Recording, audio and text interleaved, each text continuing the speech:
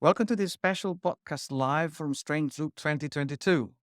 In this series, we are interviewing the awesome crowd at the conference to learn more about their interests and projects. Today, we have with us Predrag Gruevski. I'm sorry already if I not pronounce it correctly. Very sorry about that. Nice to meet you, Predrag. How are you today? Doing great. Thank you so much for having me. Oh, my pleasure, my pleasure. So, can you tell us a little bit about your background, where you're coming from, or your career or school? I'm Macedonian. That's where the unusual name comes from. I went to school, I went to MIT for undergraduate school, and then I went off to industry to work on interesting and unusual sorts of database and compiler problems. And that's where I am now. Oh, cool. Is this your first Strange Loop? It's actually my second time. Okay. I got a chance to come back last year and I had a great time. So here I am again. Oh, cool. So pretty recent ones. All right. Or maybe you already had a look at the schedule. Is there a talk that caught your interest that you want to suggest to listeners? I'm really excited about one of the closing keynotes about id Software and how all of that came to be. I grew up fascinated with the fast inverse square root that was in, I think, the original Doom game. So I'm very curious to see what kind of company and organization would come up with these sorts of unusual things and make the awesome games that I grew up playing. Interesting. So you are a software engineer and open source maintainers. And of your open source contributions, I wanted to mention your work with the semantic versioning in Rust. So can you talk a little bit about what is the problem of semantic versioning with Rust? What are we talking about? The idea of semantic versioning is about communicating to downstream users when breaking changes are happening in a library or project. And so it's very important that this information is correct. Otherwise, it can lead to unfortunate situations where people upgrade their dependencies and that leaves their project in a broken state. And this might sound like an easy thing to solve, right? Just don't break the APIs. But sometimes, and especially in Rust, it's possible to unfortunately make a breaking change to an API without really realizing it. One common example involves a Rust construct called autotraits. This is the idea that the compiler for some certain traits will implement them on all types for which it is safe to do so. So these are generally things around thread safety and panic safety. So for example, if a particular struct has nothing that would make it not thread safe, the Rust compiler will automatically make it be thread safe. But if that struct uses some other struct, which uses some other struct, and that struct at the very end flips from being thread safe to not thread safe, the compiler will make every struct in this chain be not thread safe. And this API change will propagate all the way through the API and into downstream consumers. This is the sort of thing that can unfortunately break people's programs, and it's not particularly easy to notice. So this is a problem that I observed, and I decided to do something about it. Okay. So is Rust your first language, the first choice language? In which way did I get in with Rust? It's not the first language that I've programmed with. I've also done a lot of Python and a lot in the .NET ecosystem before. But Rust is the most recent language that I've seriously picked up, and I'm having a blast writing it. It's very ergonomic. It just makes me feel energized when I open a Rust editor and work on a project. So that's sort of where I'm right now. I'm really enjoying writing Rust. All right.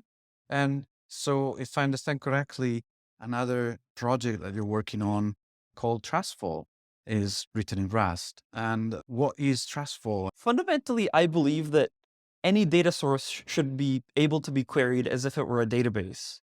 So Trustfall is just a way to do this across any data source that you could imagine. You could plug in any piece of data, whether it's a database, an API, a file system, a machine learning model, into this queryable interface and get something that looks and feels closer to SQL or GraphQL out, where you can do any sort of operation, connect any different data sets together as if the separation were never there. Any reasons why? So is the interface, this query language that you're talking about, is not exactly GraphQL? Uh, any reasons why it's not exactly GraphQL? That's a great question. When a lot of people hear the word GraphQL, the first thing that comes to mind, for me certainly, was, oh, like SQL, but for graphs. And that's not quite what GraphQL is. But I think that there is room for essentially exactly that. For a query language where I can put recursive joins, left joins, optional edge traversals, any kind of filtering that I might want in and execute a query with that. This is something that I could do with SQL. This is not something that GraphQL allows me to do right now. But also, when building a new query language for people to use, I didn't want to reinvent the wheel, just rebuild everything by myself. It's quite a lot of work to build editor integrations and autocomplete and language servers and syntax highlighting and type checkers and all of this stuff. And GraphQL is a fantastic platform on top of which new languages can be built because you get to reuse a lot of this stuff. You get the syntax highlighting for free, the autocomplete, the type checking, the schema language. You get a language that people are already familiar with. And all of this decreases the cognitive overhead of learning the new Trustfall language and its semantics and how it behaves over these different data sets. I suppose there is a challenge there in terms of if you are going to interface to all these different data sources, are you going to create different drivers for each one of them? And what if that particular data source is a moving target? You have to catch up with those changes. How do you going to deal with that? Is there anything you can do? Trustfall is actually designed exactly for situations where the thing that you're targeting is a moving target. And I can give you a specific example with the Rust semantic versioning checker, cargo semver checks, which I built. The semver checking process itself is just like a query or a set of queries. An example would be functions that I could have called in the previous version of a library that I can't call in the current version. This would be a breaking change. My code would stop compiling. If I could execute this query over the combination of the new version and the old version and find anything that this query finds, all of those are breaking changes, and I probably should not have done that without releasing a new major version. Mm-hmm. The format that the Rust compiler can give you this information about which functions are available, which types are available, and so on, is not stable.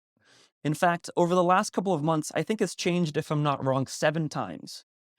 And if every time the format changes, you have to rework all of these queries, all of these checks for semver violations, you're going to be doing a lot of work to keep up with this moving target, and that's just not going to be very feasible. In those last couple of months that this format has changed 7 times because of Trustfall, we haven't had to change a single one of those queries. So this is the magic and the power of Trustfall. The idea is to separate the semantics of the domain. What are we trying to query? Functions that I could call previously, but now I can't. From the underlying data representation. How is the JSON that the compiler outputs actually structured? So the idea is that Trustfall can absorb these changes and isolate the queries from them. So when the format changes, we update these drivers, these adapters, they're called in Trustfall. But the update of the adapter does not mean that the queries have to change, because Rust yesterday, today, and probably next month will still have functions, types, structs, fields, and so on. It's just the details of how that data is expressed that will have changed. Okay. How's the challenge of writing a compiler in Rust and in general a compiler? Like I suppose your language, you design the language and you're parsing it. What are the stages involved in that and how Rust is helping with it? Rust, honestly, has been a breeze. It's been a dream for this sort of thing. The Trustfall project is inspired from a prior project that I used to work on, unfortunately named GraphQL compiler, that similarly had non-GraphQL-ish semantics. And it was implemented in Python. And Python is a great language for many things, but compiler development is not really one of them. In particular, the ability to do exhaustive pattern matching in Rust is a godsend for writing compilers.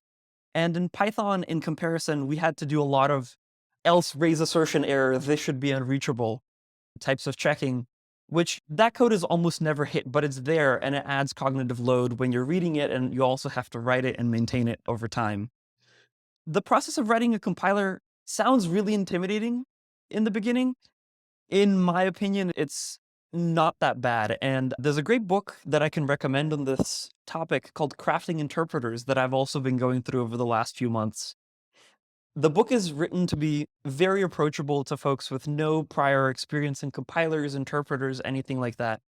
And yet it walks you through how you'd implement a new programming language with all of the stages from parsing this random syntax in a strange file format that you've maybe never seen before, all the way to getting not just a working programming language interpreter, but actually a fairly efficient one. Mm-hmm. Yeah, that's pretty interesting. Do you need to create a grammar for the language, or like maybe Rust has tools to generate a necessary compiler, or is something that you do custom in this case? For Trustfall, because I used the GraphQL syntax, I didn't need to create a new grammar. I didn't need to create a custom parser or anything like that. I got a chance to reuse the fantastic tools that are available in the ecosystem that come not just with all of the features that I could have wanted, but also very good error messages for the invariable cases where someone missed a curly brace or, wrote something that the parser didn't really like. And that's been a humongous help. I would not have been able to build Trustfall otherwise. All right, I see. Cool. Is this like a solo project, or is it somebody helping you already? Well, how does it work? This is a project that a few of my friends have also gotten involved with. So we recently built a query playground where people can just visit a website and write some Trustfall queries against public API sources like Hacker News. That was a collaborative project. I'm not much of a front-end engineer, so I got a couple of my friends who understand React and things like that to build this collaborative editor based on Monaco, the same plugin that you'd use for VS Code, essentially, the same component. And it's awesome because Rust is very easily compiled into WebAssembly. So when you load this query playground at play.predrag, like my name, you can just run these queries directly in the browser. So it's your browser talking to the Hacker News API directly. There's no backend. So when you write a query, that query is compiled and executed directly in your browser. So it doesn't get more serverless than this. There's literally no server in the loop. Cool. Yeah, I'll make sure that this and all the other things we talked about, that there will be links in the show notes so you can follow up. What is, if I can ask the future, do you think what's going to happen in the future for Trustfall? What are the plans there? So the Cargo Semverchecks tool, which uses Trustfall, is planned to be merged into Cargo, the Rust package manager. And I've already started working with some of the Cargo maintainers. They've been a great help. I want to thank them for all of the work that they've done to make this possible. I'm really hoping to keep working on Trustfall in the long term. I think that there are a lot of data sets that would be much easier to use if we could just query them freely and interconnect them with every other data set that we have access to. I think semantic versioning is really just scratching the surface in terms of what information we have available, not even mentioning everything that's already in a database and already queryable, but just all sorts of things that are just a random API that someone put very helpfully on the internet and is just not really particularly easy to mix and match and combine with other things. Very cool. Is there anything that we didn't touch that you want maybe to add?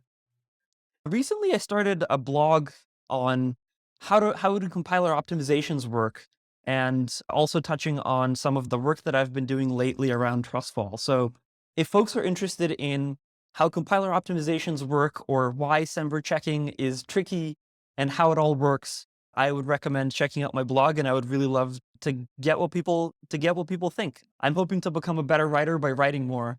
So feedback is very useful to me. Absolutely. That, and after that, the book comes and you have to write a book about Trustfall or your favorite subject.